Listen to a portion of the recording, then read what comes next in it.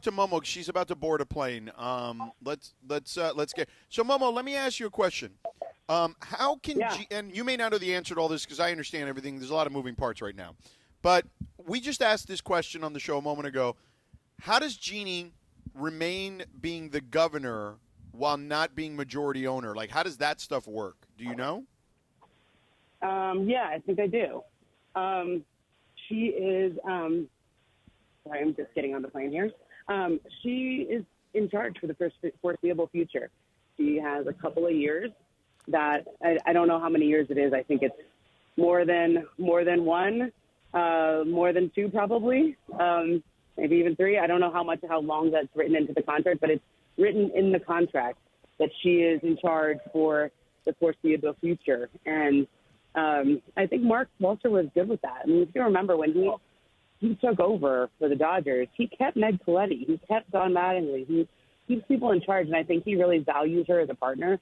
And this has kind of always been part of the deal. Like, if you followed this closely and you followed those people closely, this deal closely, right, how the synergies between the Dodgers and the Lakers, part of him being a minority owner was just how comfortable he made the Buss family feel. He wasn't going to be a predatory minority owner. He was just there with the first right of refusal the whole time. And when they were ready, he was ready. And he even had said all along that he was fine, and he actually wanted them to stay integrated within the franchise for as long as they can. That's actually good to hear. Just because, Chris, you were talking about this earlier. You know, the Buss family, they're the face of ownership of the Lakers. And when Dr. Buss died and Jeanie eventually took over, she has become, you know, she's the public-facing, visible ownership person. And so, you know, the money is great. Hey, I'll take the money, but I still want to be a part of it. And in a lot of businesses, when something is sold, they keep people on for a period of time to make a transition. It seems like that's kind of what's going on here, Ramona. Yeah, and I think they value the brand equity that the Buss family has built up. Like, nobody knows how to keep the Lakers like the Buss family, you know? And you have to remember, when they sold that minority share, that was 2021. When they sold that, they didn't have to transfer Phil Anschutz' first right of refusal. They didn't have to do that. That was, you know, all negotiable. Phil sold it, obviously, but that could have been negotiated. The Buss family could have got that back, but they were comfortable giving Mark Walter and the Guggenheim and his group the first right of refusal because of how comfortable they all were. I mean, I see him at games all the time. He comes to Laker games too. I know it's for a guy from Chicago, he comes to a lot of Los Angeles sports games, right? And I think it's important. Now, I will tell you, I have heard that Luka Doncic did get a very, very short heads up on this. I haven't checked on LeBron yet. I assume he did as well. But I know that Luka did, maybe a couple hours. But when you think about why now, how, et cetera, I will say my general feeling was this was always going to happen. I'm a little surprised it happened as soon as it did. But as soon as I saw the $10 billion valuation and then this idea that she can stay on in her role for another few years for the foreseeable future, it all kind of makes sense, right? You know, your house isn't for sale until somebody puts $10 billion up in front of you, right? Yeah. And they have secured the future. They got the next face of the franchise.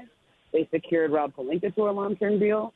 And I think this is why this came about the way it did, because he does feel that level of I'm trying to find the right word, comfortability, but connection, comfortability. Like, this isn't just some random guy with billions of dollars. This is a guy that she's built a relationship with over the last 5 to 10 years.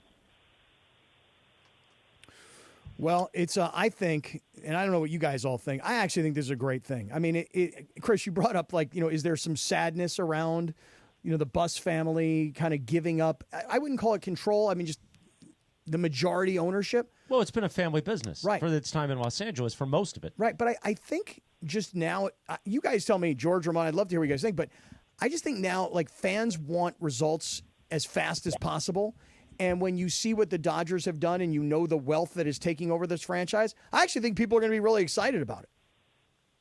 Yeah, and I think also, like, just remember when they took over the Dodgers, they took time to understand who was worth keeping, who was great, how things worked here. I mean, for whatever you want to say about how the Lakers ran their business, do they own the building, et cetera, like this is the biggest brand in sports. You guys, I just want to keep fixating on this number, $10 billion. Mm-hmm. Do you know, like, and somebody I was texting with on my first flight, by the way, I have this connecting flight to Indianapolis, which is kind of insane timing. You guys can imagine how much I was just dying on that first flight, not being able to talk to anyone, but just like texting furiously for 2.5 hours. If they went on the open market, like the Celtics were basically on the open market, I still think they get $10 billion. I don't think that's just an inside deal. I think. Oh, I agree. Yeah, I agree as well. I don't think there's any doubt about that.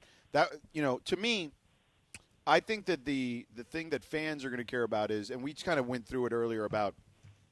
Because Mace asked McMiniman when he was on about the apron, and they can go over the second apron, but we've kind of explained to people you kind of don't want to live there for very long because it hinders your ability to build a roster. But it does allow you to build an infrastructure similar to the Dodgers, right? We were talking about this, Momo, when you were filling in for Cappy a while back, how the Dodgers literally have like a person for every person, basically, within the organization. And now the Lakers have that ability. Because the one thing we probably have lamented is, because it's a family business, they don't necessarily have the means to just add this humongous staff. They keep it smaller than most teams of their ilk. But now that's definitely been blown out the window, I would imagine. Yeah, but I think you have to remember, too, that it's not that this is a choice. It's not necessarily that they have to operate lean and mean. Rob Pelinka's organizational style, even when he ran his own agency, was to be kind of a lone wolf. Like that's his organizational style. And there were some people in positions of power that were family members, right? Obviously, Joey and Jesse, et cetera, have prominent roles in the organization. I think Jeanie has a role as well, one of the sisters. She does the Lakers Foundation and some other community projects and stuff.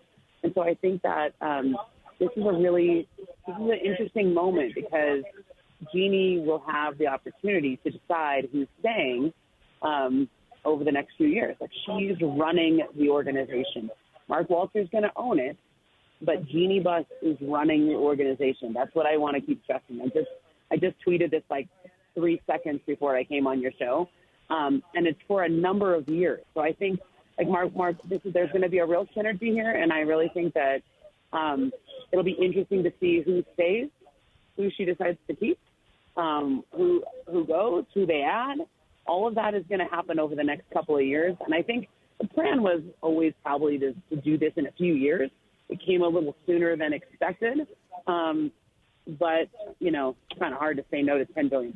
Yeah. Yeah, and George, one thing you talked about, just in terms of increasing staff, should they decide they want to do that, or at least having the means to do it. It's kind of like that story we talked about a couple of weeks ago, how the Dodgers are really the only franchise in baseball that uses like 2 different charter flights. I'm trying to recall if it's like one for the players. Yeah, it's 2 planes. 2 planes. One is for like the players, and I think one is for staff. In the media. Right, and so like they do something and spend money like nobody else in baseball. In theory, should they choose to run it the same way, they could probably do the exact same thing with the Lakers.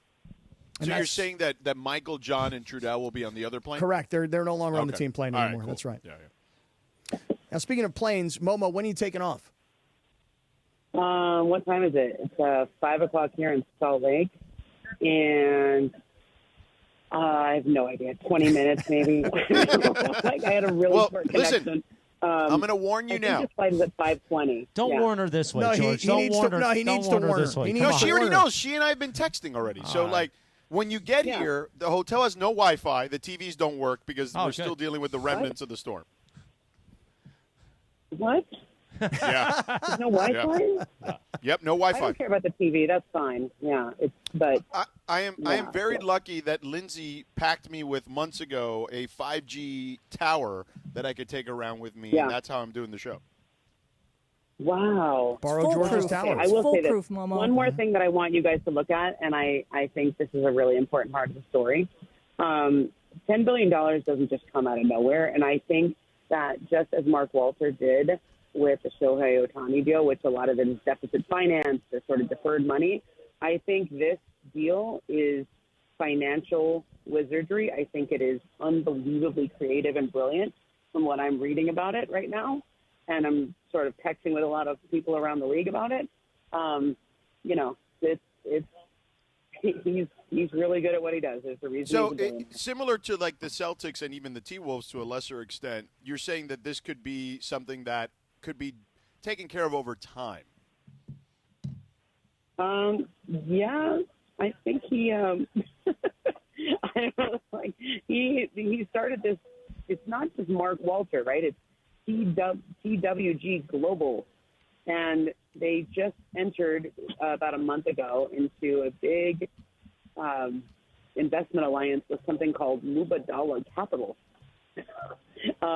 This is really unbelievable. I'm just reading about it and trying to wrap my head around. I'm not a financial wizard, but I do play one on TV sometimes. Well, Cappy's been playing one on the radio the last hour. So. Wait, you went to Stanford. You should be a financial wizard. I mean, do you see what I do for a living? If I really got the most of my education, would I be doing this job? Right. I mean, we'd be working with Mark Walter rather than working, talking about Mark Walter. Oh, my God. Right. Seriously. This is a very interesting deal. I'll send you a press release, and let's see if you guys can decipher it. Yeah, please I don't think you will be able to. Please send it to Cappy because he we want Cappy to figure it out. Let me take a look at it. Let me take a look. Let me analyze it. Okay, wait, hold on. I'm going to send it to you right now. He's going to get his protractor out. He doesn't get the press releases, Momo. He doesn't get the releases because Bergman won't let him. Bergman won't let me get Laker press releases. No, I just texted it to you. I want you to read the first paragraph. All right. Tell me if here goes. that looks like English to you. This is instant analysis right Real here. quick, 402 at KSPN Los Angeles, a Good Karma Brands radio station. Okay, here it is. TWG Global will commit $2.5 billion to Mubadala Capital and acquire a minority stake in the asset manager.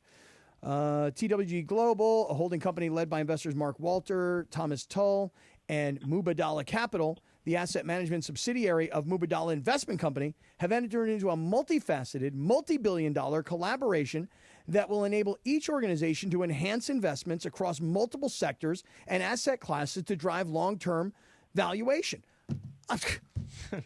Duh. I mean, who doesn't get that? A lot of shell companies. 403. Go ahead, Cappy.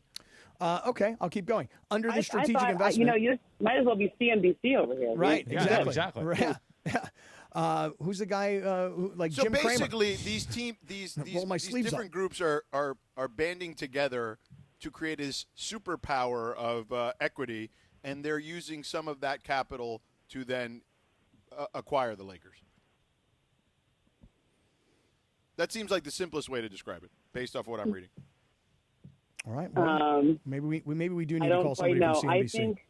I think he put his sports assets into a holding company, and that holding company also owns a lot of other things, and then he let me really read through this and take notes. Capital raise. I don't know. It's really complicated. I might have to go in a second. All right, Momo. Well, travel safe, fly safe. See ya. Sedano's got Wi-Fi if you need it. Just go into his hotel room, and he's got it in there. If you need the tower. I'll let you borrow Lindsay's tower. Yeah, borrow Lindsay's tower. I mean, you're saying I have a better chance of getting Wi-Fi on this plane than I do at the hotel? Yes. It would appear so, yes. Wow. Well, you can go up to his room and borrow the tower anytime you need it, Momo. Yeah. Well, I will say this. I think it is. This came out of nowhere for me too, because I thought we were a few years away from it. But I think this is a lot's going to change, but not right away. Okay. Well, thank you, Momo. Does that make sense? Yes. Yeah, makes a lot of sense. Okay. All right. See ya. Bye, Safe Momo. travels. The great Ramona Shelburne. I think she's right. So I do want.